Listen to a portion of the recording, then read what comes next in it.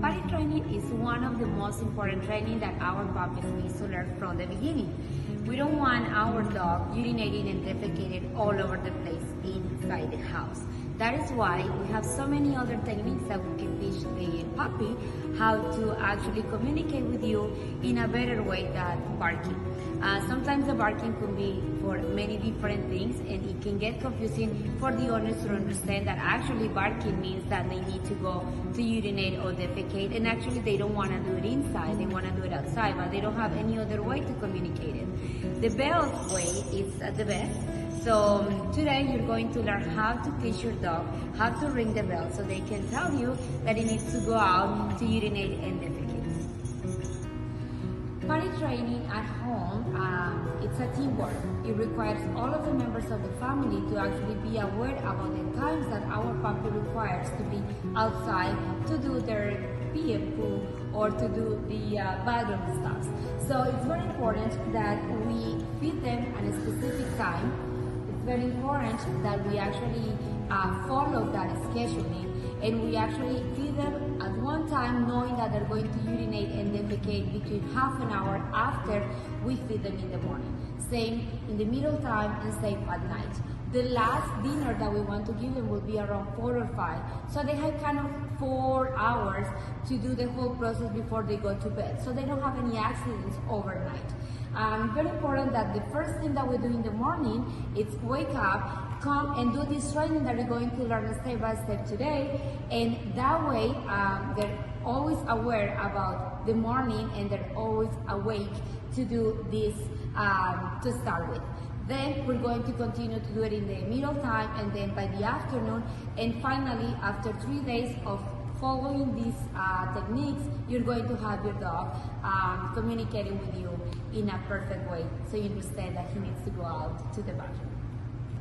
So there are many different types of bells. We want to get a bell that is actually in 2 different levels in case our dog is short size, medium size, or large size.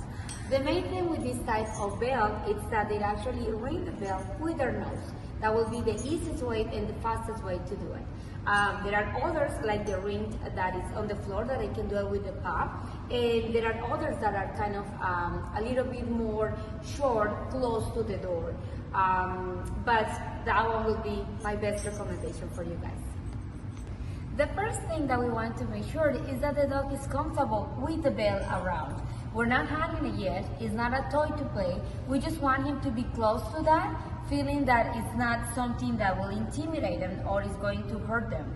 So we're going to be playing with the bell and treats just for fun, not moving it, just keeping it on the floor and give it a treat while he's smelling at it or kind of sniffing around, making sure that he feels comfortable with this new tool. Our second step will be to hang the bell actually directly to the door that is connected with the outside one.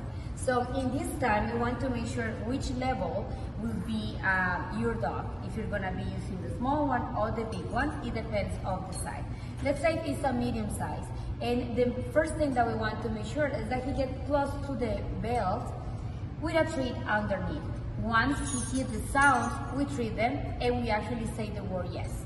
We can use clicker training, will be another way, but we don't want to confuse the sound. So in this case, I will recommend actually to use the word yes as an affirmation that is doing what we want them to do.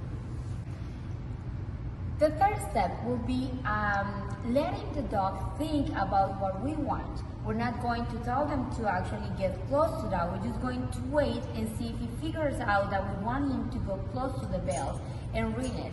Once he does it by his own, then we price it with the treat.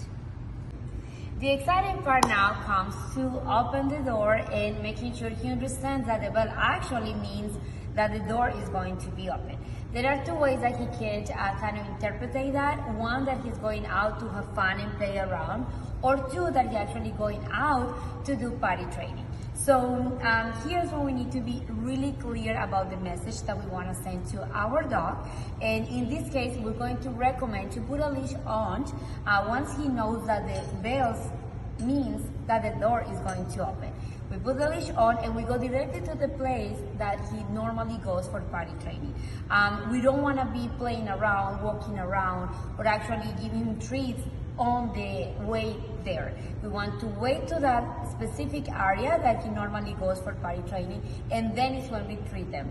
Then we get back and we repeat the same action every time for the next 3 days. So the main thing about this training is that you and your dog are enjoying this time together. Make sure you're using the positive reinforcement all the time, and you're very patient about that. If you're not patient and you're not enjoying it, just drop that training for today and start again tomorrow.